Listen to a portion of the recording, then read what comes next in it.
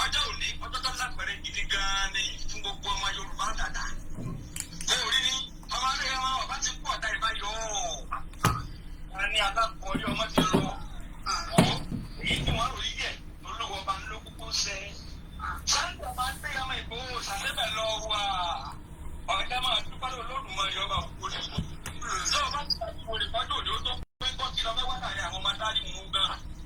Àbí tó bá ti dàbí kí ọmọ láàrin ìfẹ́ kí lọ máa ṣẹ̀dá òfin òkè o. Ọjọ́ máa dúpẹ́ lọ́wọ́ alágbẹ̀dẹ àjẹmọ́ ọba tó fi ọ́ dára tó dùn. Ọmọ adéyẹmọ o ìwọ náà kọ́ Olódùmarè ọba ní kí ọlá bẹ́ẹ̀. Ọ̀sẹ̀ ìṣẹ̀ṣẹ̀ wọn ló máa ń Sunday o jáwọ́ náà.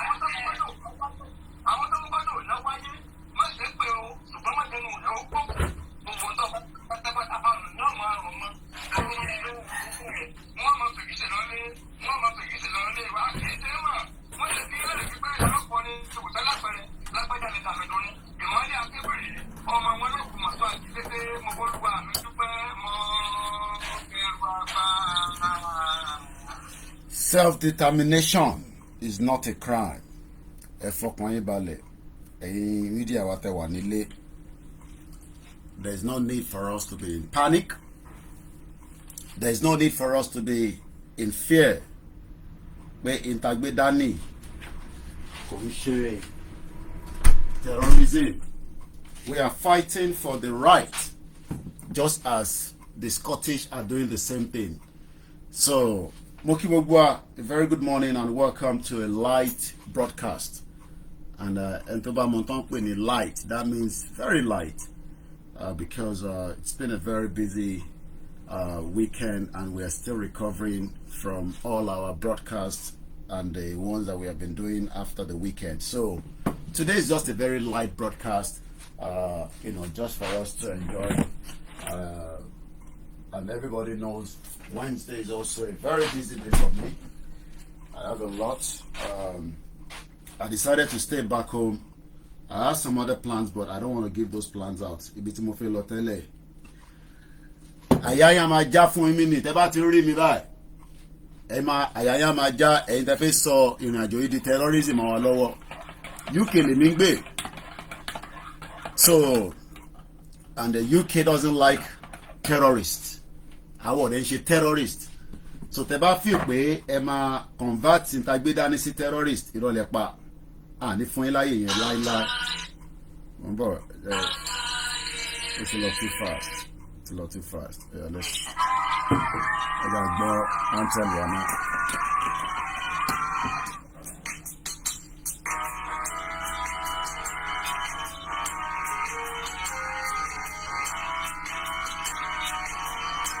Iṣẹ́ wa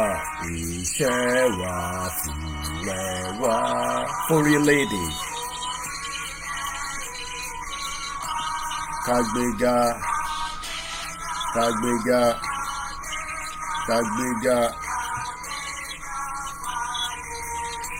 Ìgbàgbọ́. Dàtí bẹ̀rù.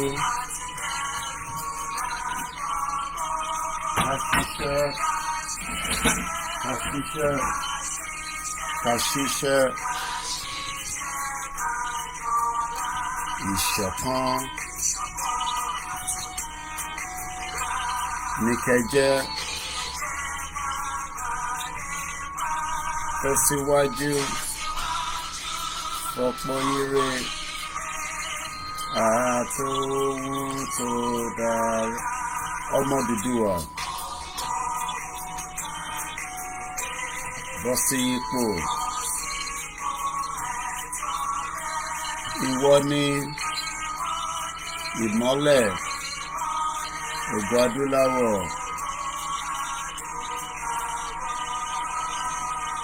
Àwa ni ìmọ́lẹ̀ ògo adúláwọ̀. Mo kí gbogbo wa happy Wednesday as we are now on number 5 day of the month of July. Àwọn dagboru mo ti rí respond ní díẹ̀díẹ̀. Ẹ fẹ́ sọ ìrìn àjò mọ́ wa lọ́wọ́, ẹ fẹ́ sọ di terrorist. Ẹ mọ̀ pé UK lèmi gbé. Èmi mọ definition terrorist. So, and we must continue to tell especially the UK government. Èmi ọmọ ìlú mi. I am operating from UK. And the last thing the United Kingdom wants me to do, every mu coffee, ẹ máa sanwó ni o, ẹ tó bá fẹ́ ra coffee for me. Ó dáhùn kó àwọn back end mi gan ṣe ń sùn. Mo kí gbogbo ẹ̀yin èèyàn wa around the world. Àwọn media wa tó wà nílé ni mo fẹ́ really direct message àárọ̀ yìí sí pé kó fọkàn wọn balẹ̀. Gbogbo wọn pátápátá. Ẹ fọkàn yín balẹ̀.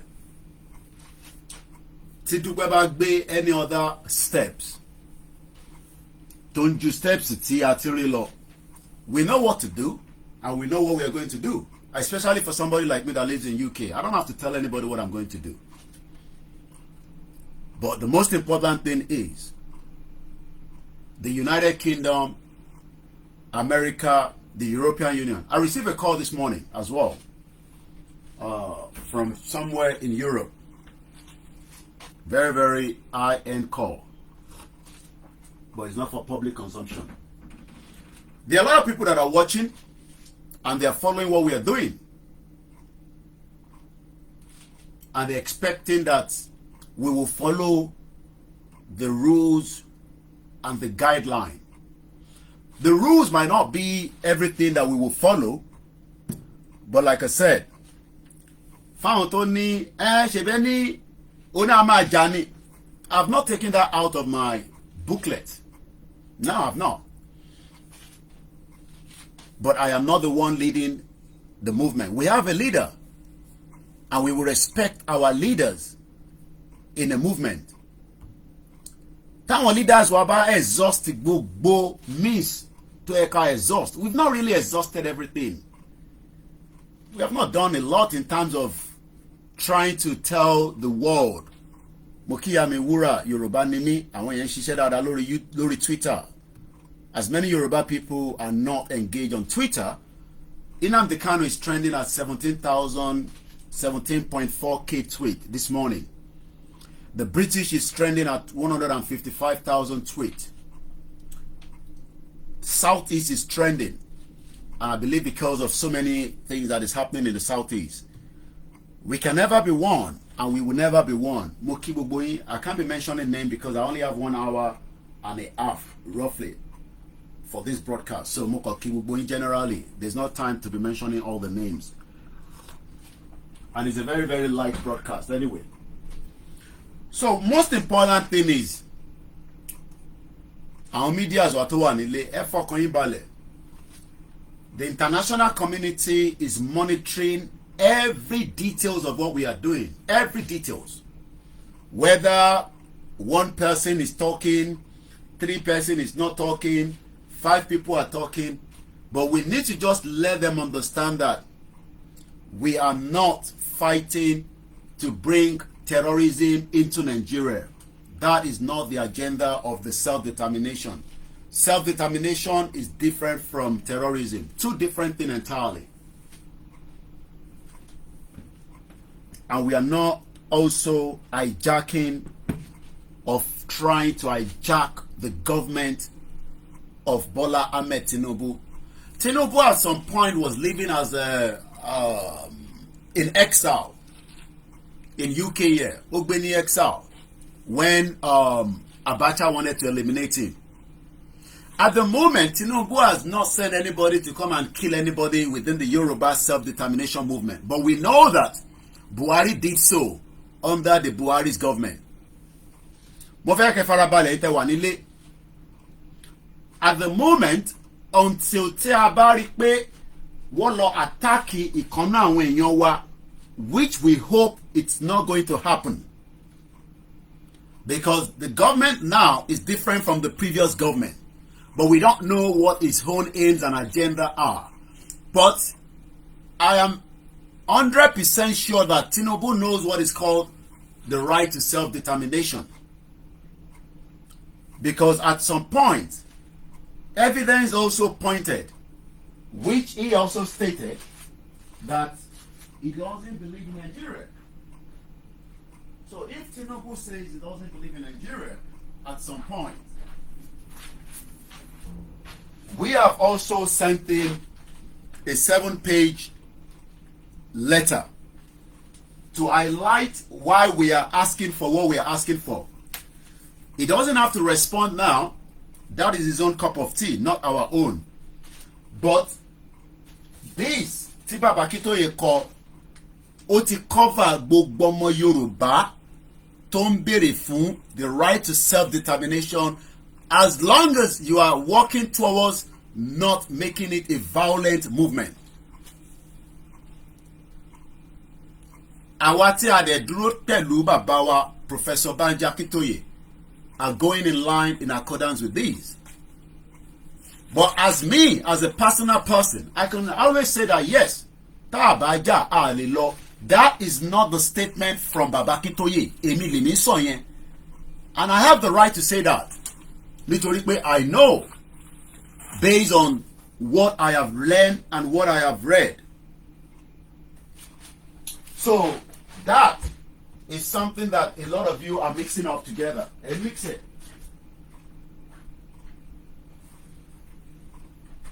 You are mixing my own phrase. I am a media. Baba Akintoye is not a media. He's a professor. And he's a professor of history. And as a professor of history, he will tell us how bí a ṣe máa gba Yorùbá nation. But as a media, èmi náà sọ ọ̀nà tí a lè fi gbà.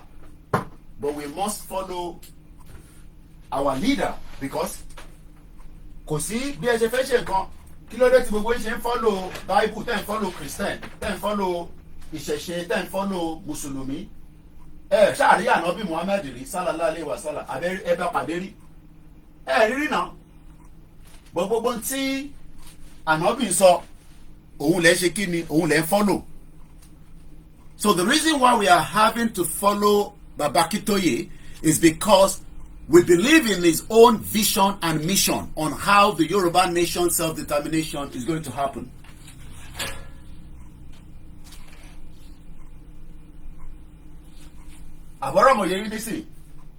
So when people are now saying that Yoruba nation tí à ń ṣe ọ̀nà wo la fẹ́ fi gbà, báwo ló ṣe máa wáyé, báwo la ṣe máa gbà, is because you are not following the instruction by the leader of the movement. And also because so many people are also trying to do things in their own ways. And nobody that differentiates here in their own ways, ó máa contradict ní tí Baba Akintoye gbé dání. Because ní tí Baba Akintoye gbé dání, òun ni pé a fẹ́ bẹ̀rẹ̀ ẹ̀tọ́ wa lọ́wọ́ government in Nigeria and the international community. But it is not going to be in a violent way. But I, as a Koiki media, I can tell you that based on the past history of people that have got their own self-determination, they have always been fighting. I can give you from East Timor to South Sudan to Soviet Union. Even as much as Soviet Union break, there was still a little bit of stiff between the government and the people. So the fact that people are thinking that Yoruba nation, it is now becoming where we are confronting the federal government. No, we are not confronting the federal government. We are only telling the federal government that our right to self-determination will be respected. And it's going to happen whether the government likes it or not, because the government would have to, at some point, sit with us and negotiate with us. Pé ọ̀nà wo la fẹ́ gbà tá fẹ́ fi kúrò nínú Nàìjíríà. So the fact that people think that àwọn máa wá change ìtagbédání ẹ fẹ́ wá sọ di terrorism lọ́wọ́lọ́wọ́, that we would not accept. And that is why we are stating it clearly all the time that what we are asking for is different from what Dupe Onitiri is asking for, because she's not asking for the same thing, because she has a different motive. Her motive is completely a different agenda. I'm pretty on you. So, but as many of our people are still not understanding in terms of Fungongo, ẹlòmíì kan gbọ́ pé à ń pariwo Yorùbá nation, so that means pé tá à ń pariwo yẹn, and that is why we are saying to especially ẹ̀yin tẹ́ wà nílé, understanding yín lórí ìrìn àjò yìí is a very very low understanding, and we cannot blame you for that, because kò síbi kankan yàtọ̀ sí àwọn Biafra tí wọ́n ń pariwo láti 2017. Àwọn tó pariwo lọ́dọ̀ tiwa, somebody like George Akinola and Comrade Victor Taiwo. Nobody heard about Comrade Victor Taiwo in Nigeria. Yes, he said he was fighting for Yoruba nation. He has his own template. But nobody heard about him until Yoruba nation under the leadership of Professor Banji Akintoye. Ìgbà yẹn la rí Comrade Victor Taiwo.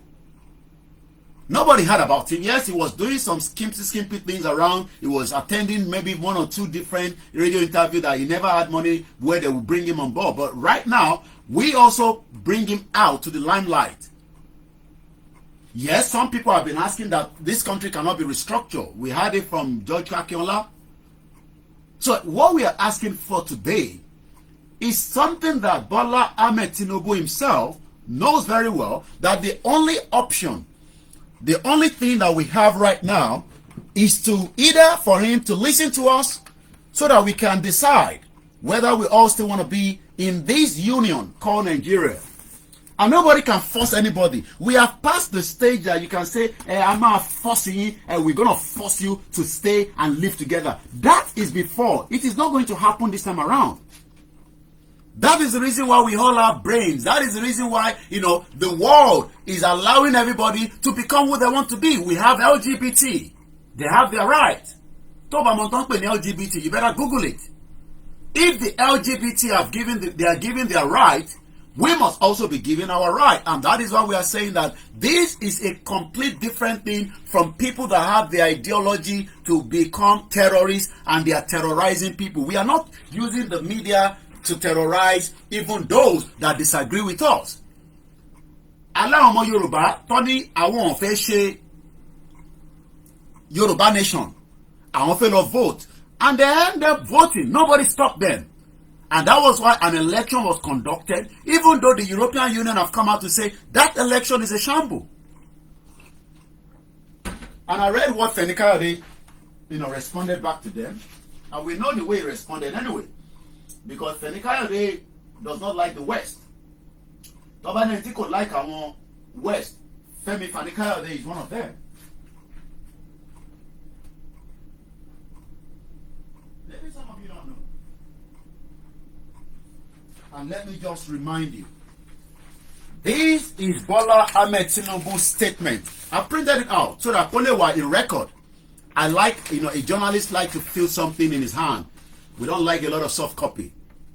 This is Bola Ahmed Tinubu stating clearly, which I will try to read part of that he does not believe in Nigeria. And I don't think anybody, asked him why. So if Baba Akintoye bounce off our lane, we do not believe in that vision of Nigeria anymore, because it is not for any reason saying it is our right. This is Bola Ahmed Tinubu. This is what he said. So the record is there. Maybe when he was saying it, he never thought he would be the president of Nigeria. Mama Sobe Oshimadi Are Lojola. And maybe he has his own reason why he decided that he doesn't want to be the president. Why he doesn't believe in Nigeria. This is it there. I don't believe in one Nigeria.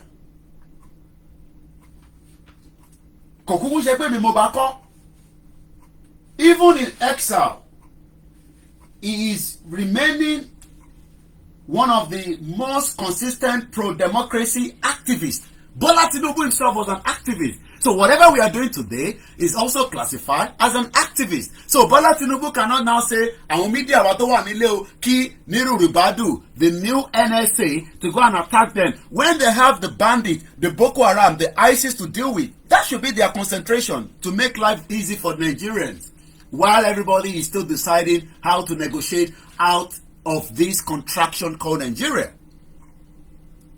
But what people are thinking is, maybe Kalo attack Bola Tinubu. No. We're not going to attack. Why should we go and attack the government? We have the right to be on the street and protest. We have the right to civil disobedience. We have the right to communicate with him. We have the right to negotiate with him. But the last thing we are not going to do is to operate like the bandit. We are not bandits. The bandits are the ones that are kidnapping Nigerians and taking it for ransom. We are not bandits. There's two different things between the self-determination and the Boko Haram, the self-determination and the ISIS, the self-determination and those that have a different ideology. Ideology is the same thing that Bola Tinubu was saying here. I don't believe in one Nigeria. Bola Tinubu, he stated it. So why are we now trying to be like, it's because there's another person called Dupe Onitiri tó fẹ́ instigate Intagbedani, ó fẹ́ inject ọ̀rọ̀ bí violent terrorism. Look, there's different violence. Violence tó ń fẹ́ gbé wá is a different thing from the violence of pé àwa lójú títì wọ́n yìnbọn pa wá and we reacted. That's a different thing. The reason why you saw Paris or the whole of France in chaos for more than 5 days, the whole country was in anarchy, was because somebody was killed. If we could not even push that after the death of Adogon and Alhaji Fatai inside the residence of Dr. Chief Sunday Igboho on the 1st of July 2021, that shows that we are still people that believe in what they call a non-violent. Because the expectation of so many people on that day was like every Yoruba will come out and there will be destruction, there will be killings. But no, we did not even go through that route. So why then should we allow somebody, for no reason, we don't even know, what she has at the back of her mind, to now come and inject this other violence of because we refuse to accept a nonsense that she's portraying as Yoruba Nation or Ominira or whatever she's calling, because she's not doing Yoruba Nation. And it's not today. We have told you that. Conscience want to infiltrate the movement. Even during Nelson Mandela, the movement was infiltrated. So the fear, the Jagaban, again, pin Jagaban Mobiba. Bonnie King BC. And them okay, right? Yeah, Mary Loki, again, Musala Tipwa.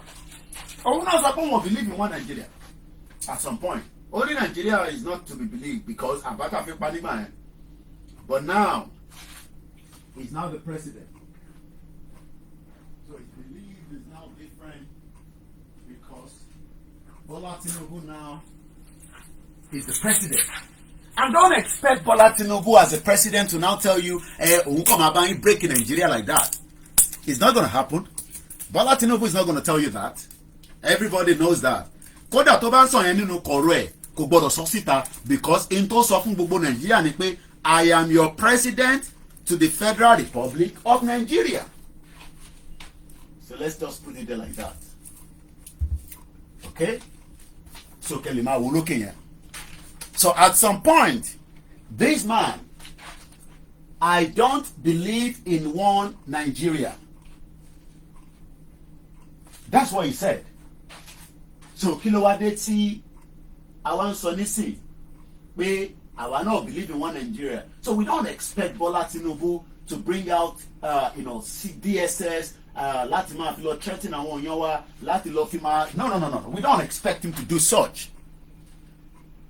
And we know that as much as our part is two different things, his own part now is different because nígbà tó ń sọ̀rọ̀ yìí kò mọ̀ pé òun máa di ààrẹ ìyẹn Federal Republic of Nigeria ọ̀bí akọni lọ́kàn tó kàn sọ yẹn nígbà yẹn I don't know, nobody knows. because he sat with his friends, with his all colleagues under the Nadeco. They had a lot of discussion. They set up Kudirat Radio. They were doing a lot of things during that period of time. But now, we are not even in the military era anymore. We are in a civilian government. Even as much as we disagree with Nigeria, we disagree that we don't want Nigeria, does not mean that we will not be people that cannot sit on a round table and have conversation as in the job military. So the expectation that people think that when we mention Bola Tinubu means that we support him is not the way. It is just the way that the diplomat works. It's called diplomacy. You can't just say because you want a country and then and that country, you will just, invade that country. You can't. You don't even have the manpower to do so. The only manpower we have is our people, and our people are still not listening. One on one, it's a Yòrùbá nation, one in Nigeria, so we must continue to give them all the reason. If Bola Tinubu can tell you then,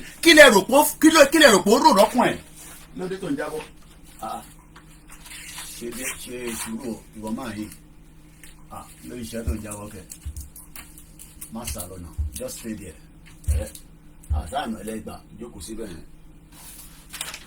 So, and you can see him there. He is the one that wrote, he granted the interview. So, if Bola Tinubu granted that interview at that particular time, saying that, believe in one Nigeria, Nigeria is not working. So, fast forward, maybe 24 years after, he's now saying that, I love Nigeria. I'm a campaign new. Emi ati Shetima. Ajomashe government new. And nobody disagree with that.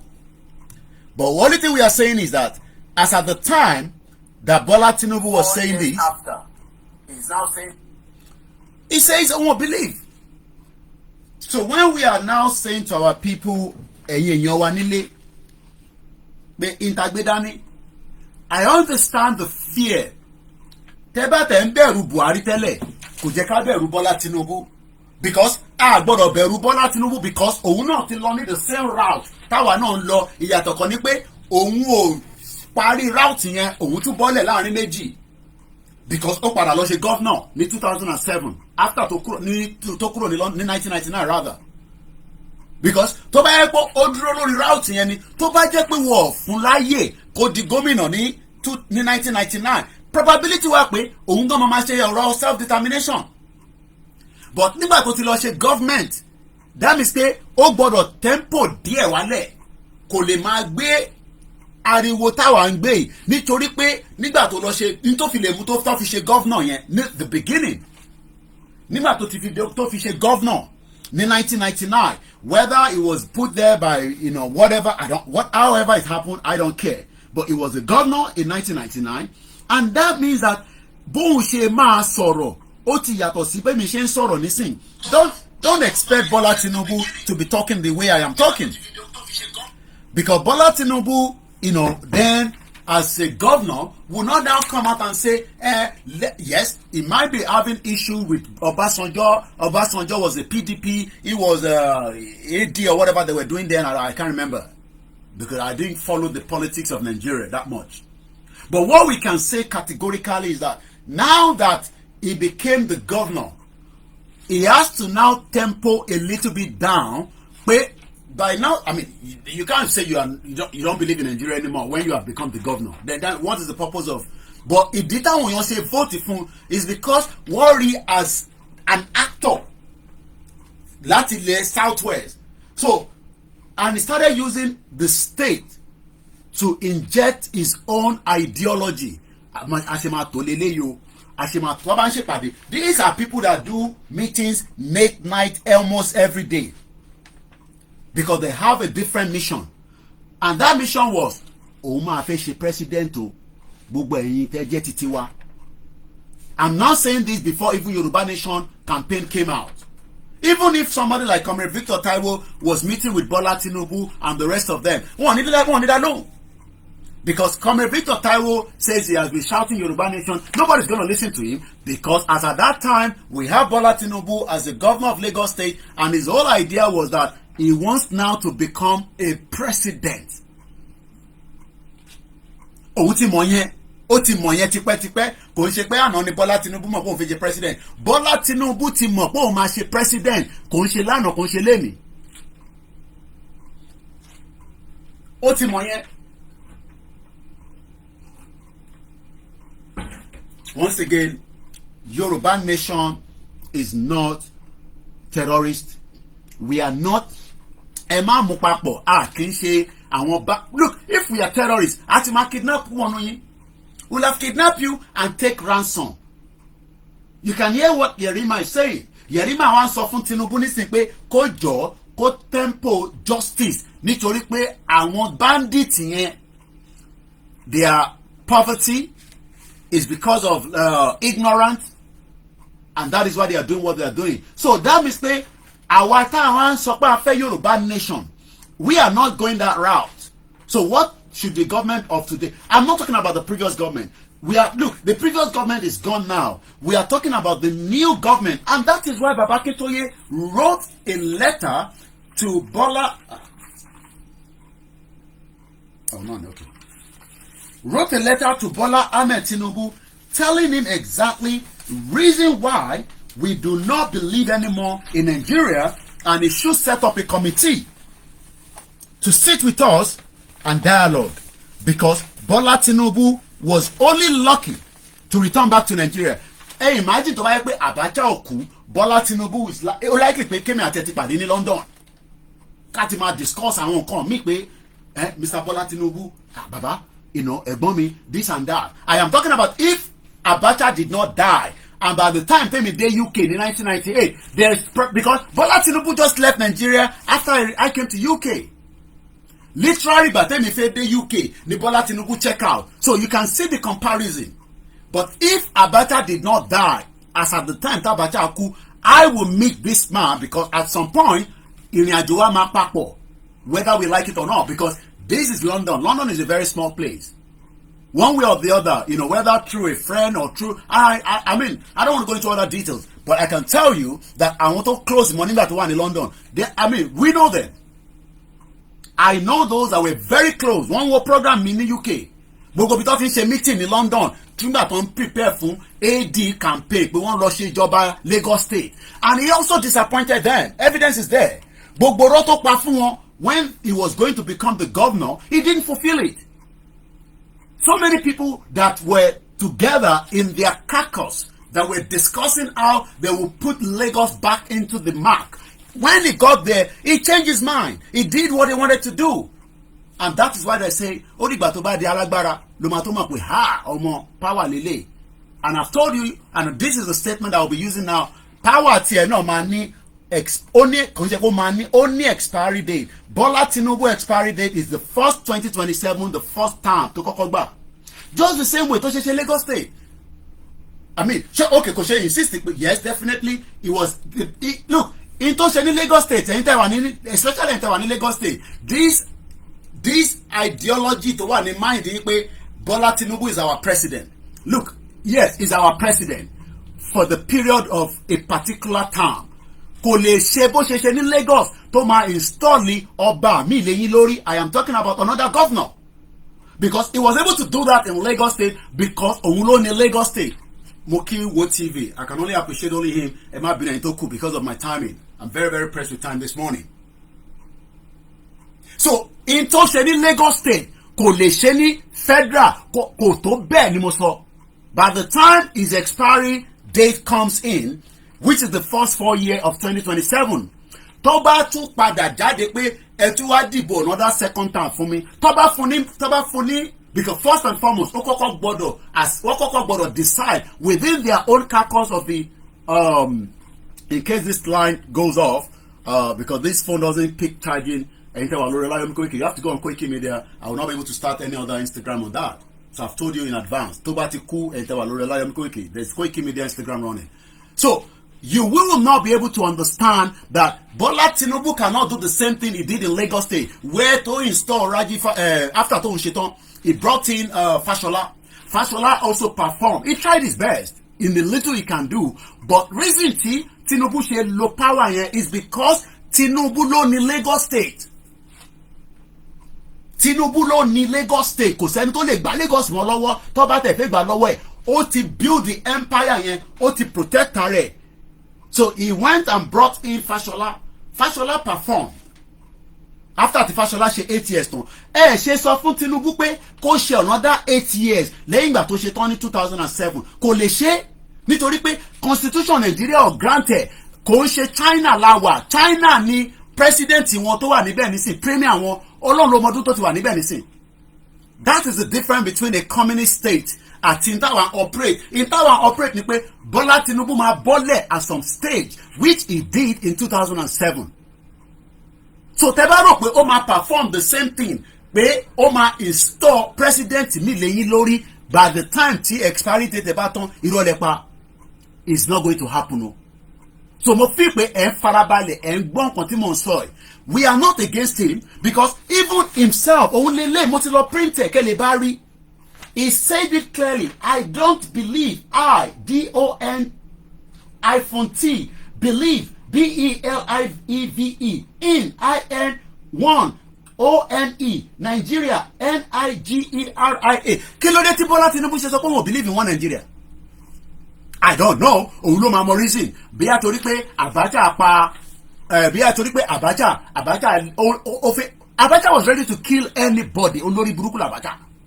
Délé Momodu sada ó ya dànù ni. Délé Momodu tẹ́ rí nísìn nítorí ẹni pé kò ṣe fi dá sọ̀rọ̀ Yorùbá nation púpọ̀ nítorí pé Délé Momodu náà ní òun ti wá struggle ní exile. Ó yẹ kóun wà ní Nàìjíríà kóun máa ṣe bí ọba tẹ́lẹ̀ ni. Òun ọba tí Délé Momodu ò rí jẹ òun ló ń jẹ nísìn. That's why you see him all the time. He takes picture, he looks with them because that is the kind of lifestyle they want to live. They are not interested in what we are discussing. So another breed of generation ló tún pariwo nísìn. Ariwo táwọn pa níjọ́ náà lọ́ọ̀ ni pé nígbà ìdí tí Délé Momodu dé ṣe ń ṣe wàhálà ni pé ó ṣiṣẹ́ lábẹ́ MKO Abiola, ó sì ń lórúkọ Abiola láti fi project tó ń ṣe nísìn. Tẹ́ bá lọ ka gbogbo àwọn ọ̀rọ̀ ẹ̀ á ní iṣẹ́ lóògùn iṣẹ́ MKO máa ń sọ nìyẹn. Irọ́ ló ń pa. Ó ti lo template Abiola nísìn, ó ti fi jẹun sókè. So tẹ́yìn bá wá lọ follow Délé Momodu, Délé Momodu ẹ̀gbọ́n mi ni wọ́n. Dó bàbá kan ní kí ẹ máa pe ẹ̀gbọ́n ló sì jẹ́ sí wa. I know him very well. I have, a good relationship with him. Mo ti bá wọn lọ sí Ovation rí, and I never get paid for that. I was in Ovation through Ìyá Àdúrà. Gbogbo ilẹ̀ mọ ìyá kan tó ń pè ní Ìyá Àdúrà. I was in Lagos in 2017 Christmas Ovation. Mo lọ ní 2018, 2019 ìgbà yẹn láti bẹ̀rẹ̀ Yorùbá nation. So for two consecutive times, I traveled to Nigeria to attend that event. Ìyá Àdúrà dẹ̀ sanwó fún mi. Gbogbo ẹni mo lè fi sọ. And Délé Momodu dẹ̀ sanwó fún mi. I just went there because it is the love that I have, for the media job I do. So instead you understand ni pé ẹ̀yin fi pé àwọn yẹn máa bá wa dá sọ̀rọ̀ Yorùbá nation. No, àwa tún ní another set of people tó tún ti dìde nísìn. Bí Bọ́lá Tinubu, I don't know how many years Bọ́lá Tinubu spent in London. Àbúrò mi yé nísìn.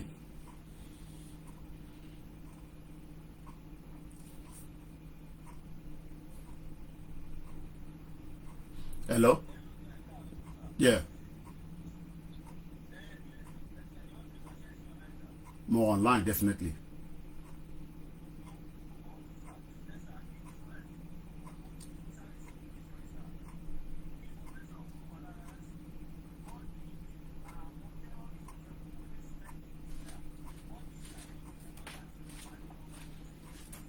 Okay. Kó máa lead wọn bọ̀ kí sáré wọn bọ̀ tá máa lead àwọn tó máa da Nàìjíríà rú. Ìbò dálẹ̀ tẹ́lẹ̀ ni, ìbò lè ní. Ó lè ní sáré wọn bọ̀ tá tẹ́lẹ̀ náà. Ó lè ní. Ó fẹ́ gbàgbára tó wà lọ́wọ́ Ìgbòho ni, so no problem. Kó lọ kó àwọn ibi tó fi kó wá ìbò láwọn ọmọ tó ń lò tó fi wá gbó lọ́wọ́ diaspora táwọn diaspora náà ta fọ́ọ̀lì fún tán náà ọmọ kan wà lẹ́gùá kíní kan ìgùá ó lè ní gbogbo ẹ̀ so kó gba owó lọ́wọ́ àwọn yọrí tìrì kó lọ kó wọn máa bọ̀ so kó lọ kó wọn àṣà pẹ̀ tóun bá jẹ́ pé òun náà ṣáà máa lead wọn níwájú tá a máa rí òun náà ẹnu ní gbogbo àjọ wà alright later alright.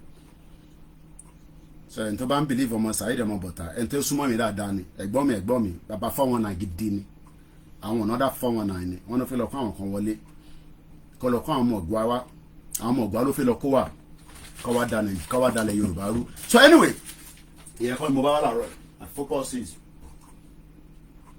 I am very, very pressed with time. 10 o'clock, that's it. So, what I just want to off us at the back ni pé Tinubu ṣetán ní 2007. Gbogbo tó sọ fún àwọn ọmọ tí wọ́n jọ prepare àwọn bàbá àwọn colleagues ẹ̀ ní UK tọ́jọ́ ṣe meeting nígbà tó fẹ́ lọ di governor nígbà tó débẹ̀ ìtòhùn ló ń ṣe. Ìtòhùn ló ń ṣe àwọn bàbá kan wọ́n tún padà sí London ni.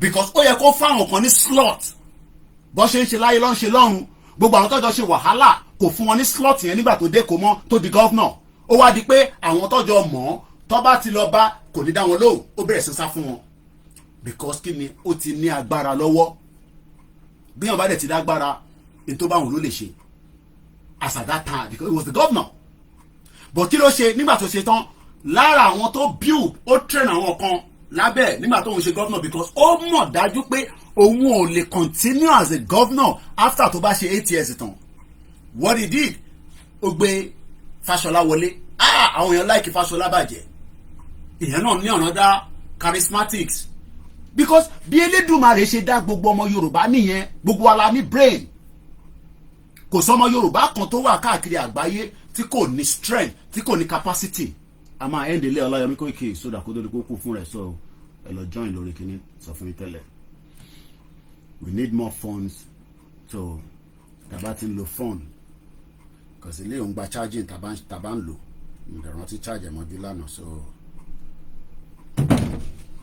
so why we are discussing this now is because when we are now saying we want the right to self-determination whether Tinubu likes it or not a communication has already been sent to him and that communication is the reason why Baba Akintoye máa ń jáde ní gbogbo ìgbà pé in tí Dúpẹ́ ń ṣe kò ní kankan ṣe pẹ̀lú àwa ó ń operate tiẹ̀ as another entity kò ní kankan ṣe pẹ̀lú Yorùbá nation movement táwa gbé dání though agbésíta because nobody knows her before kò sẹ́ni tó mọ jẹ́rú ẹ̀ kò sẹ́ni tó mọ jẹ́rú Dúpẹ́ Onítìrí the virus woman àwa la promoted under the leadership of Professor Banji Akintoye ó máa ń sọ nígbà kan pé wọ́n ní wọ́n promote òun yes I promoted because òun sọ pé ó ní CNN lọ́wọ́ ó ní Al Jazeera lọ́wọ́ ó ṣe lọ́ọ́ lò wọ́n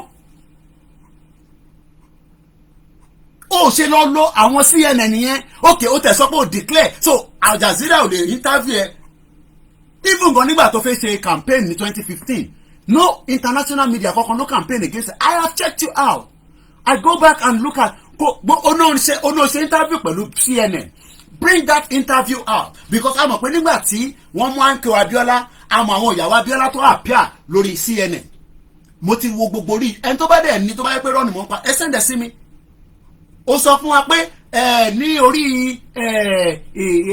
ìjìnlẹ̀ tẹjọ́ parọ́ fún wa pé wọ́n ní ọmọ wọn dẹ̀ máa sọ pé àwa la promote kò sẹ́ni tó mọ jẹ́rù ẹ lẹ́niwẹ̀ ó ní yẹn pé ṣọ́fì pé o náwọn media níta tó jẹ́ àwọn international media mò ń bẹ̀ ni fún mi ní líǹkì one of those media tó interview ẹ̀ níta tó jẹ́ CNN tó jẹ́ Al Jazeera even tó jẹ́ BBC Yorùbá ní Nàìjíríà fúnra rẹ̀ you are lying so kò sẹ́ni kankan tó mọ jẹ́rù ẹ̀ àwa tí àrọ́rá ń pariwo wọn níwọ̀n báyìí tí mo sọ pé 2% ni mo rẹ̀ ṣe máa dúró lé 2% ni because Ìgbòho ti ṣe 5% the remaining 3% tó kù ó wà lọ́wọ́ ọba ó dẹ̀ wà lọ́wọ́ àwọn Yorùbá politician àwọn nìkan ni wọ́n dá wa dúró nísìn because táwọn bá ti lè accept ìtagbédání but wọ́n ò lè accept it in advance nítorí pé vision Tinubu pé òun ò believe in one Nigeria ìyẹn ti change because Tinubu ti di governor ní 1999 títí 2007 so ó ti rí taste pé yes interlation nísìnyí pé a máa wá push lọ sí presidency but èmi dẹ̀ sọ fún yín pé presidency Tinubu ó ní expiry date 2027 ni tó bá máa parí ní 2027 ó máa jáde á tún wá béèrè fún another 4 years but wọ́n bí dání mo sọ after 2031 kó sọ fún north pé mo fẹ́ mú candidate kan jáde Bọ́lá Tinubu ò ní power yẹn mọ́ ó lè ní òun náà ní candidate tiẹ̀ o but òun kọ́ ló máa impose ẹ̀ lórí àwọn north and everybody knows pé as much as a sọ pé àwa ni 3 major ethnic groups Yorùbá Hausa Igbo now tí a bá wá ń ṣe gbogbo yẹn lọ between Hausa àti Yorùbá àwọn Igbo wà ń kọ́ so nítorí pé I like Igbo but nígbà tí wọ́n máa fún wa ní Nàìjíríà àwa mẹ́ta ló gbélé lọ́wọ́ náà wọ́n gbélé àwọn tó kù lọ́wọ́ because àwa ni àwọn mẹ́tẹ̀ẹ̀ta yẹn àwọn 3 ethnic groups yẹn ni the biggest ethnic groups in Nigeria. Yorùbá, Hausa, Igbo. So àní kò yé jábọ́ sẹ́ ní sùúrù ló ń pọn lójú tó ń jábọ́ lẹ́nu ẹ̀ wá. àgbọ̀dọ̀ mọ̀ yẹ yín nísìn. So kí ni mò ń try láti fàyọ? èyí tí mò ń fàyọ ni pé if we are saying that okay fair enough àwa àti accept pé nísìn àwa là ń enjoy presidency lọ nísìn níjọ́ wo ni Igbo máa enjoy presidency? Because I do not see them because our north, the northern part of Nigeria, hate the Igbo so much because wọ́n believe pé wọ́n pa àwọn èèyàn wọn nígbà gbogbo 1960 whatever yẹn gbogbo ilẹ̀ mọ̀tàn yẹn. I don't want to go into all those details. But my point is that those of us at home tana and ṣe Yorùbá nation kò sí any reason tí Bọ́lá Tinubu ṣe gbọ́dọ̀ máa lé wa káàkiri. Kò ní right kankan láti lé anybody mú. Kò ní gbogbo ẹni mo fi sọ kò ṣe pé torí pé mò ń gbé ní outside the country nítorí pé òun náà wá gba safety ní UK ni èmi ò wá sí UK nísìnyí wá gba safety èmi wá as a person nítorí pé Nàìjíríà ti collapse ni mo sì tèmi ṣe gbé mi wọlé. bí tó gbé Bọ́lá Tinubu wọ London ni pé ó sá fún àsálà ẹ̀mí ẹ̀ kó má bàa pa torí tó bá jẹ́ pé wọ́n rí pa ni kò ní ṣe tó ń ṣe lẹ́yìn náà. So òun ṣe fẹ́ wá lè wá pa wá nítorí pé à ń ṣe Yorùbá nation kẹ́rí pé kò make sense. Now ṣé òkè nísìn torí pé à ń ṣe Yorùbá nation nísìn kọ́ ọmọ Luka sá kúrò Nàìjíríà kí bàbá Èkìtì sá kúrò kí Masbi sá kúrò kí Lady K sá kúrò mọ́mí ọmọ Ọbásanjọ́ ẹ̀gbọ́n bàbá wa Abíọ́dún Chapel Yonkan àti gbogbo àwọn tó wà ní Nàìjíríà. Ṣé torí pé nísìn pé wọ́n ń pariwo Yorùbá nation tí Bọ́lá Tinubu wà níbẹ̀ káwá sá lọ ìyẹn ò lè work. Kò lè work. Mo ò fẹ́ fi gbogbo ẹnu sọ̀rọ̀ ni bọ̀ gbogbo ọlá mọ̀ pé tó bá dán wò ó máa dán tán. Fact là ń sọ fún yín. Bọ̀ kó má dàbí ìgbà tẹ́ pé Koiki bó ṣe ń sọ̀rọ̀ yìí ó tún fẹ́ máa dàbí ìgbà tí yàn wà violent. Gbogbo ẹni mo fi sọ. Kò lè because ìtòhun náà sá fún níjọ́ náà ni pé wọ́n fẹ́ pa ló ṣe òkè tí UK ò bá fún access pé kó wá jókòó sí bíbá nǹkan. Tò nísìn tó bá ti pé torí à ń ṣe Yorùbá nation nísìn kó wá lé gbogbo àwọn yẹn kúrò ní Nàìjíríà torí pé òun but at the end of the day òun náà máa ní expiry time.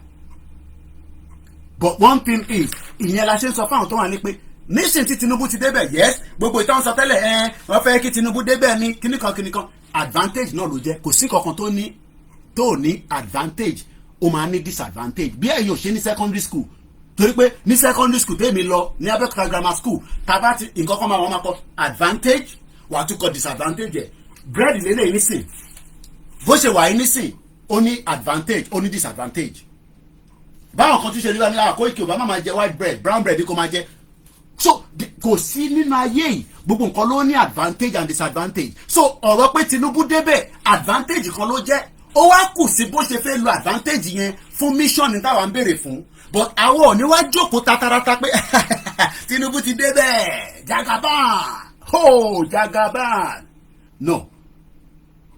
Our job is to continue to ask him pé tó o bá tẹ̀ rántí pé o ní o believe in one Nigeria but I hope you are remembering that under the rule of international law tí Nigeria náà sign fún because the reason why Nigeria is under the United Nations is because Nigeria accepted everything tó wà lábẹ́ United Nations even though as it is right now àìtí mọ ẹsẹ̀ tó ń gbé ó sì rọra ń gbé ẹsẹ̀ yẹn ni ẹ̀rọ pọ̀ náà ṣẹ̀dé bẹ́ẹ̀ ni so Tinubu gan ra ń gbé ẹsẹ̀ yẹn báyìí ó ń gbé lẹ́ẹ̀kọ̀ọ̀kan but until tó bá gbé àwọn ìgbésẹ̀ kan la máa rí pé okay and kí ni the first ìgbésẹ̀ Nnamdi Kanu case ó gbọ́dọ̀ yanjú ẹ̀ is a fact ṣẹ́rí pé ká má máa sọ̀rọ̀ Nnamdi Kanu pẹ̀lú Yorùbá nation is a lie kẹ́ má máa ní Koiki torí ẹ̀ like forget about gbogbo wàhálà tó ń dálẹ̀ ní South East. Nnamdi Kanu is a man that must be reviewed by the present government. But mo understand pé Tinubu ṣẹ̀dé bẹ́ẹ̀ ni.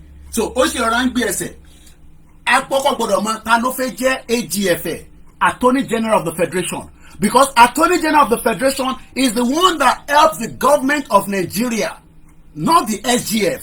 AGF ni mo ń sọ nísìn tó bá mo tán pè ní AGF, Attorney General of the Federation. Oh, the last person there was Malami olórí burúkú. Malami knew that in tí wọ́n ṣe lọ́tì lọ kidnap Nnamdi Kanu wa, it was wrong. Tó wọ́n bá tẹ̀ wá mọ̀, ṣé bàbá Ọ̀ṣínbàjò. I mean, sometimes I wonder how Ọ̀ṣínbàjò allowed himself to be used because it because it was under the leadership of Ọ̀ṣínbàjò that they went to kidnap. Ṣé Ọ̀ṣínbàjò máa náwó mọ̀ tán pè ní rendition ni? Ṣé Ọ̀ṣínbàjò mọ̀wé jù mí lọ now? Ọ̀ṣínbàjò was a professor at a particular age ní lifetime. Ọ̀ṣínbàjò is a very brilliant lawyer, but at the end of the day ó jẹ́ káwọn Fúlàní kọ́ rope ẹ̀bọ nonsense. I told him 2 years ago mo náà ẹ kó resign, wàá resign wàá dẹ̀ wàá jókòó sí London wàá fún ẹ ní protection, but irọ́ nítorí pé wọ́n promise Ọ̀ṣínbàjò pé ó máa jẹ president. Tinubu wá sọ pé láyé kàkà kó jẹ president máa ná gbogbo tó ìyẹn ní Tinubu ṣe pé a máa dìbò a máa wọlé ẹ bá change owó ẹ bá gbépo pamọ́ because wọ́n fẹ́ fi rubbish Tinubu kò mí pé torí pé àwọn endorse nítorí pé wọ́n promise Ọ̀ṣínbàjò. Ọ̀ṣínbàjò was a very stupid man, and I'm not sorry to say that he's a very stupid man. Tẹ́yìn ọmọ ẹ bá ń wò mí bàbá yín stupid because first and foremost ó believe àwọn Fúlàní against àwọn clan tiẹ̀ tó ń pè ní clan àwọn ọmọ Yorùbá clan CLAN. Tó bá tẹ̀ disagree pẹ̀lú Tinubu tó jẹ́ kó gbé jáde pé òun fẹ́ contest pẹ̀lú Tinubu, kò jẹ́ kó tẹ̀ jáde rárá pé òun fẹ́ contest pẹ̀lú Tinubu torí by now Tinubu ò bá tẹ̀ wá sàmọ́ra pé ó da àwọn nǹkan wà tó ti ṣe, mo rò pé nígbà tí máa fẹ́ síbẹ̀ iṣẹ́ tèmi ló máa ṣe, òṣìṣẹ́ tèmi mọ́ ó ló ń ṣiṣẹ́ Buhari. Àṣírí kan dẹ̀ wà láàrin gbogbo wọn ní àṣírí yẹn èmi ò mọ̀, kò ń ṣe àṣírí pé Buhari ti kú nìkan là ń sọ yìí, oríṣiríṣi àṣírí government ó máa ń ní àṣírí oríṣiríṣi. Bí gọ́ọ̀mẹ̀ntì ti wá bíbá náà àṣírí máa ń wà, so àṣírí yẹn àwọn àṣírí kan wà tó yẹ kí Ọ̀ṣínbàjò máa reveal padà fún Tinubu bọ̀ kò reveal ẹ̀ fún Tinubu. wá wò pé ọmọ ní sùúrù náà ó bọ̀bọ̀ yìí kò sẹ́ni tó mọ̀ ẹ́ náà, èmi mo lọ fẹ́ jáde nígbà tí mo dé ní 1999 tí wọ́n sọ fún mi pé bọ̀bọ̀ kan wà professor ni senior advocate of Nigeria, orí ẹ pé bí adájọ́ Ṣómólú ó yẹ ẹ bá máa mú bọ̀, ó dẹ̀ fi Ọ̀ṣínbàjò ó fi mọ́ra gbogbo atrocity tí Tinubu commit ní Lagos State Ọ̀ṣínbàjò ló bá parẹ́. Ó wá ní òkè jẹ́ ń gbé ẹ lọ federal jẹ́ ń gbé ẹ lọ travailler, ó wá gbé lọ travailler tán Ọ̀ṣínbàjò wá débẹ̀ Ọ̀ṣínbàjò wá ní ọmọ bíbá náà sweet o, kò wá fún Tinubu padà mọ́ ní feedback. Ó di pé òun náà fẹ́ ṣe kí ni only ambition tiẹ̀, but ibi tí mo fẹ́ lò kọ́ nìyẹn. So this pé ẹ̀yin ọmọ tẹ́ ń pariwo Yorùbá nation ẹ lọ jókòó síbi no shut up òmùgọ̀ ni wọ́. Tinubu ní London ó grant interview pé I don't believe in Nigeria. Tó bá jẹ́ pé Abacha òkú ni èmi máa bá Tinubu ní 1998 èmi dé louis because bẹ́ẹ̀ mi ṣe ń dé èmi ò gbà tó ń padà sí Nigeria, mo mọ exact time tí Tinubu padà sí Nigeria, but èmi dé ní September just before the end of the year. So I have left Nigeria even before you started the 1999 campaign. Èmi ti kúrò ní Nigeria. Bó tó bá yẹ pé Abacha òkú ni tí Abacha sì wà níbẹ̀ Abacha sì máa ṣe in tó ń ṣe lọ ni. Ṣebí Pope wá bá Abacha náà. Pope ìyẹn ṣàmọ́ Pope. Ó wá bá Abacha pé Abacha ṣe díẹ̀díẹ̀. Abacha kò dá gbogbo èèyàn lóhùn. But nítorí pé Abacha padà kú, wọ́n gbéjọba fún interim government, ìjọba fìdí hẹ́ Ṣónẹ́kàn òun náà ti kú nísìn. Kó wọn àti bàbá gbọ́ kọjá máa lọ yanjú ẹ̀ lọ́hùn.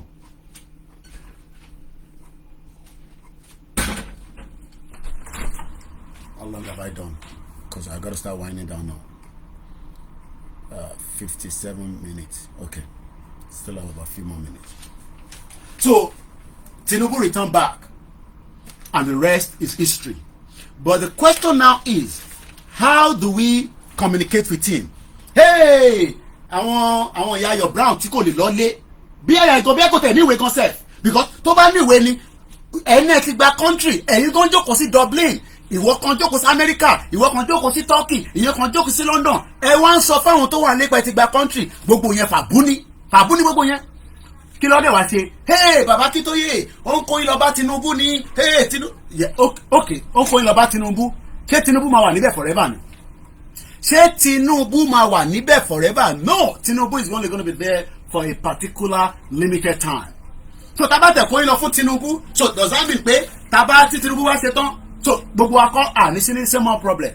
Tá bá dẹ̀ kó wa lọ fún Tinubu, quote and unquote, even for argument's sake, pé a kó yín lọ bá Tinubu, ṣé kò ní jẹ́ advantage tó bá máa rí lòdélẹ̀ táwọn onílẹ̀ bá kó sí nínú táwọn bá sọ̀rọ̀ torí pé àwọn mẹ́ta péré tó kù tó ń dárin àjò ìdúró àwọn ni politicians yín, àwọn ọba àti gbogbo àwọn tó ń pè ní gbogbo ọba kékeré ni ọba ńlá ni. lè fẹ́ kí Elégùṣì jáde ní sìnkú ọmọ sọ pé òun support Yorùbá nation nígbà tí wọ́n pé Tinubu ló ń ṣiṣẹ́ fún. lè fẹ́ kí Olúwo jáde ní sìn kó máa sọ fún pé òun máa endorse Yorùbá nation nígbà tí wọ́n pa abẹ́ Tinubu lọ́wọ́. ṣèbí Tinubu lọ sí Ọ̀ṣun state tó sọ pé òun lówó jọba lọ ṣé ẹ kó rí bẹ́ẹ̀. ṣé ó normal kí politician máa sọ pé òun ní owó ju ọba lọ. Ọba ló yẹ kó ní gbogbo nǹkan now, but it doesn't work like that anymore. So at this stage, see, whether they like it or not, we are not fighting the government as the bandit. We are not fighting the government as a Boko Haram. We are not fighting the government as a terrorist. We are demanding that the government listen to us, just as Tinubu was telling the world. Communicate pẹ̀lú àgbáyé níjọ́ náà lọ́hùn. Ìyàtọ̀ kọ́kọ́ de pé the technology then is different from now. Tinubu náà ìgbà pé gbogbo yìí tẹ wà ní Nàìjíríà níjọ́ náà lọ́hùn nísìnyí ẹsẹ̀ mọ̀ pé Tinubu gan sọ pé òun ò believe in one Nigeria because níjọ́ náà lọ́hùn èèyàn mélòó ló máa ráyè. Even in exile, he has remained one of the most consistent pro-democracy activists despite 2 treason charges still hanging on his neck. How has it been since he fled the country some 2 years ago? What is the state of the pro-democracy groups in London? In his house in London, Senator Bola Ahmed Tinubu spoke with Ayo Arowolo on these issues and many excerpts. And internet fish headline ni pé I don't believe in Nigeria. So kí ló wá fẹ́ fa gbómi ò tó pé ìtorí Tinubu nísìnyí ti wá di president àwa kan tí a wà lábẹ́ bàbá Professor Emeritus Oracle Adébánjí Akíntóyè lábẹ́ bàbá wa Adébánjí Bánjí Oyinlóge lábẹ́ ìtọ́npè ní YSDN abẹ́ Koiki Media kan ní gbogbo wa wà. Koiki Media ni mídíà tó wà lára àwọn mídíà tó ń pariwo pé sẹ́ ìran Yorùbá gbọ́dọ̀ bọ́ èmi kan ni lead but yes we are part of the movement. So this pé mo ní a máa jà confam ìyẹn èmi ò rule yẹn out. Kò sí òyìnbó kan tó lè mú mi fún yẹn kò sí interrogation kan tó bá pè mí fún lẹ́ni nísìn BMI5 bá pè mí á sọ fún pé yes a máa jà gidi tẹ́ ẹ̀ bá tètè yanjú tó wà lẹ́yìn ó máa dìjà gbòòrò gidi but kó tó dìjà gbòòrò yẹn àkọ́kọ́ gbọ́dọ̀ exhaust gbogbo tó ń pè ní diplomacy even especially when we have him there now. It's a fact. Okay, nígbà tí à ń sọ fún Tony Blair pé kó má kó wa lọ sí Iraq kó kó wa lọ sí Iraq ni do you know how many millions of people came out láti wá protest? Tony Blair sọ pé Gaddafi àbí Saddam Hussein rather ó ní chemical weapon tó lè fi pa gbogbo èèyàn tó bá launch it eventually is lies but in táwa fi sọ pé a máa jà ní pé tí a bá exhaust gbogbo ẹ̀ tó bá wáyé then a di gbàgbós ó dẹ̀ máa affect gbogbo ìlú tó ń bá Nàìjíríà ṣe but kó má bàa affect gbogbo ìlú ó ti di dandan pé kí government kí ni kó listen. I'm gonna read this out again just as we are about to bring the program to an end. Orúkọ tèmi ni Ọláyọmí Kóìkì because I have 1 hour exactly and I need to start winding down because it's a Wednesday, it's always a busy day for me. So bàbá Akíntóyè kọ lẹ́tà sí Tinubu ẹ tún farabalẹ̀ ká jọ gbọ́. Ní May 30, a day after it was inaugurated, àwa náà dúró ní ẹ tètè gbé fún tàbá ti gbé fún kálẹ̀ àfi direct letter sí Buhari mọ́. Buhari is no longer in power. Ẹni tó wà nínú power la máa bá sọ̀rọ̀ bá ṣe ń bá Tinubu sọ̀rọ̀ la máa bá àwọn governor sọ̀rọ̀ whether they like it or not because it is their responsibility to listen to us at this stage and while they are listening to us wọ́n gbọ́dọ̀ ṣètò fún yín láti protect yín wọ́n gbọ́dọ̀ protect yín wọ́n gbọ́dọ̀ provide fún yín wọ́n gbọ́dọ̀ fún yín ní safety torí pé reason tí wọ́n ṣe ń pa yín lójoojúmọ́ is because there is no security. So I expect Tinubu ní sí pé kó sọ fún NSA àti Chief of Defence pé gbogbo àwọn àmọ̀tẹ́kùn ẹ train wọn dáadáa, ẹ gbé AK-47 ní wọ́n kò ní ṣe pé kó fi paráàlú bọ̀ kó fi máa deal pẹ̀lú àwọn terrorist tó ń bẹ nínú igbó wa láti pa wọ́n sílẹ̀, kó pa wọ́n kó di fertilizer sínú igbó mọ́bẹ̀. That is what I expect him to do, and I hope he's doing that. Tó bá sọ yẹn síta, I hope Tinubu is doing that. Torí pé kí ni Buhari refuse láti jẹ́ kó hàmù àwọn àmọ̀tẹ́kùn. Báwo lẹ ṣe máa gbé double barrel fún àmọ̀tẹ́kùn níbi tí Boko Haram ń lo GMPG. Mọ̀ tán pè ní GMPG, wọ́n ń lo RPG, ẹ̀yin wá ń gbé double barrel fún wọn.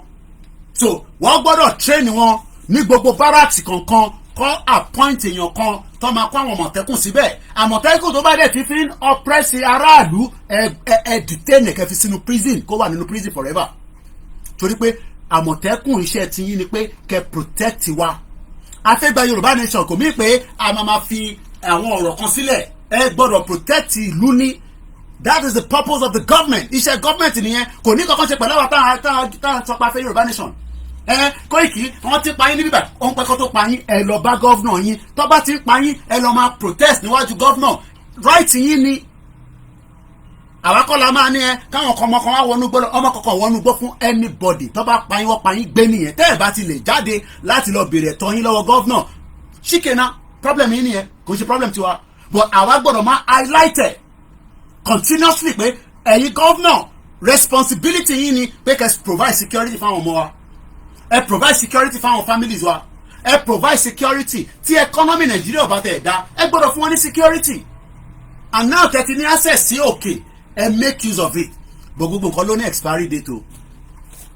On this historical occasion of the inauguration of our beloved brother Asiwaju Bola Ahmed Tinubu as President of the Federal Republic of Nigeria and Commander-in-Chief of the Armed Forces of Nigeria, I, Professor Banji Akintoye, the chairman of the Yòrùbá self-determination movement, for and on behalf of the overwhelming majority of the Yòrùbá people, home and in diaspora, worldwide, who seek self-determination, who seek self-determination, who seek self-determination and the sovereignty of the Yòrùbá nation, deeply and sincerely rejoice with our brother on the fulfillment of his political ambitions to preside over the affairs of the Nigerian state. Exactly 8 years ago, Asiwaju Bola Tinubu, energetic and a sincere and dedicated assistant to another Nigerian citizen, enabled that citizen to rise to this same position of the President and Commander-in-Chief of the Nigeria. Therefore, none of us citizens of Nigeria cannot say that he does not deserve the same elevation for himself today. Indeed, his elevation to the presidency of Nigeria, against all odds that we Nigerians are painfully familiar with, and against all the man-made contortion of order that characterized Nigeria, demonstrated clearly the tenacity of the spirit that characterized his political careers. These man-made contortion of order demonstrate the fundamental bankruptcy and the essential non-sustainability of the Nigerian state, which our brother must now lead. It is particularly noteworthy that all the electoral cycle under the successfully fraudulent constitution of Nigeria since 1959 have ended up unalterably in controversies that are irresolvable and that are ultimately never resolved. That same scenario remains with us till today. Nigeria stands at this moment in a devastating pain of an unresolved nationality problem. As a highly prospective leader of another African country remarked recently, the nations of Nigeria hate one another, and the hatred has steadily escalated since independence. And yet, the political leaders of Nigeria strangely chooses to keep Nigeria as one country today. Today, Nigerians stand at a grave moment when the nationality problem and the hatred have been fearfully aggravated by the decision and effort of one of the Nigerian nation, the Fulani nation, to conquer, break, and subjugate to all other nations in Nigeria. We stand at the grave moment when there will be conqueror nation is still killing, maiming, destroying, still seeking to make Nigeria the bloodiest war zone on the African continent. We have experienced full 8 years during which there will be conqueror nation has enjoyed total freedom to carry out its invasions, killings, destroying across the face of Nigeria while enrolling the services of foreign terrorist organization in the invasion, all with very obvious complicity by the government and the security forces of Nigeria. With very loudly an announced invitation by the President of Nigeria to non-Nigerians to come migrating from all Africa to Nigeria without any travel document. Huge masses of hostile non-Nigerians, all ethnic kinsmen of the would-be conqueror nation, have been assisted to flood into Nigeria in order to reinforce the nation conquest of Nigeria. We, Yòrùbá, have lost an estimated 29,000 of Yoruba people to these rampages. Countless Yoruba women have suffered the degradation of being raped by the invaders. Famine have been destroyed in the large swaths of the Yoruba farmland, and our whole Yoruba nation now faces the danger of devastating famine. In fact, there will be conqueror nation once embarked on a loudly proclaimed effort to starve the whole of the Yoruba nation by blocking the Lokoja bridge for days against the trucks that were transporting foodstuff to the Yoruba southwest in Nigeria. Middle Belt, and again without the government of Nigeria raising a finger against the crime. But these are not all that the Yoruba people have suffered in Nigeria. Ever intensifying cauldron of the inter-people's hatred under a system of limited government and federalism in the decade preceding Nigeria independence in 1960.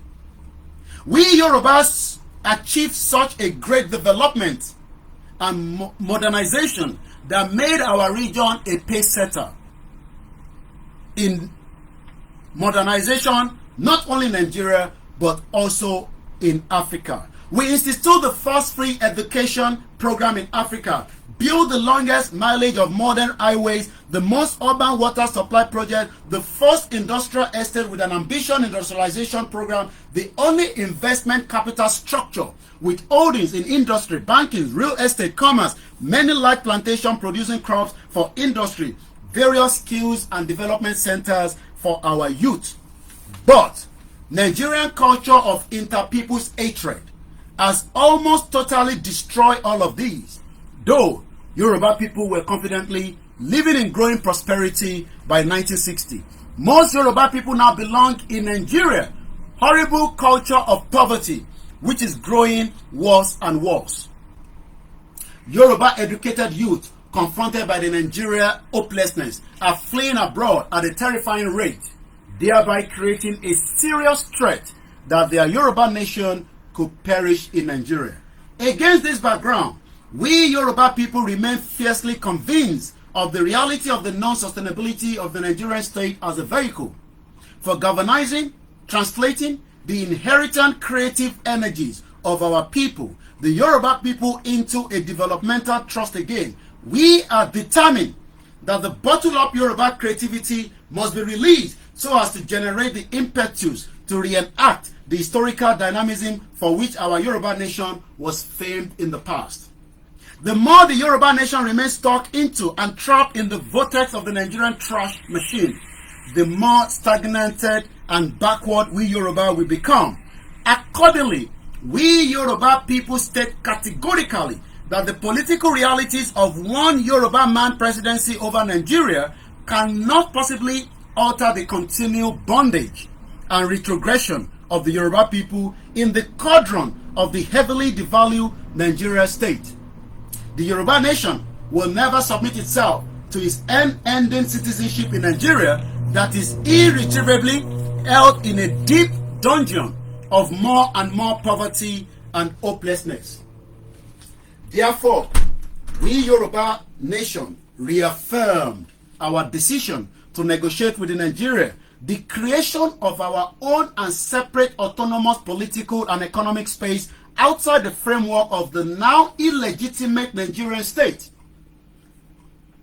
We Yoruba have repeatedly stated this in our letters and petitions to the United Nations Organization, as well as to various governments of the world, including the Nigerian government. In particular, we have stated as follows above all: we Yoruba concluded irrevocably that the agenda of war of conquest and subjugation by one nation that is part of Nigeria against the other nations of Nigeria, and the said nation's invitation to foreign terrorist organizations to become and help to wage war against the other nation of Nigeria, all with the obvious complicity of the federal government of Nigeria, have idiotically violated, conclusively eliminated the unity and the legitimacy of Nigeria as one country. We Yoruba have therefore concluded that we have the legitimate right and the duty to separate our Yoruba nation from Nigeria. We Yoruba are prepared to attain these goals through negotiations with the Nigerian government, either on a bilateral basis, that is between our Yoruba nation and also the government of Nigeria, or on a multilateral basis that brings all or most of the constituent stakeholders in the failed Nigeria project around one negotiating table. We have stated this in various ways to the federal government of Nigeria, and these communications of ours to the Nigerian federal government remain our firm, unalterably demands to the Nigerian state. In conclusion of this statement, we Yoruba applaud the noble assurance which our brother, the new president of Nigeria, uttered in his inaugural address. We refer to the following statement in his address: our administration shall govern on your behalf but never rule over you. We shall consult and dialogue but never dictate. We shall reach out to all but never put down a single person for holding views contrary to our own. We, his kinsmen, thank you, Mr. President, for this typically Yoruba assurance. Professor Adebanji Akintoye, the leader and the chairman of the Yoruba Self-Determination Movement. And on that note, I say thank you so much to each and everyone that have joined us. And that will be about it this morning. Have a very great day, and bye for now. Nation.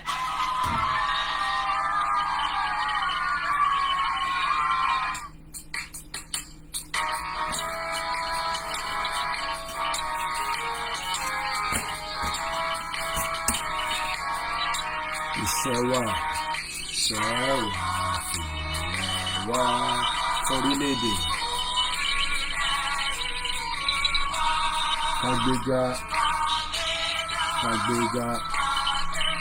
Kàgbéga ìgbàgbọ́ láti bẹ̀rù kàṣiṣẹ́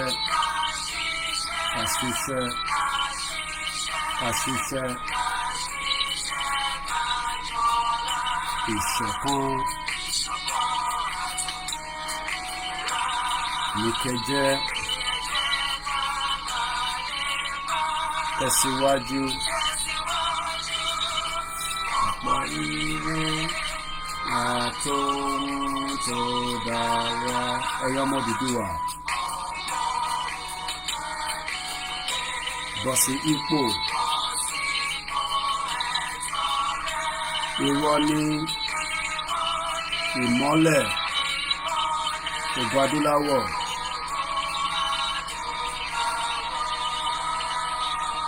Have a great afternoon.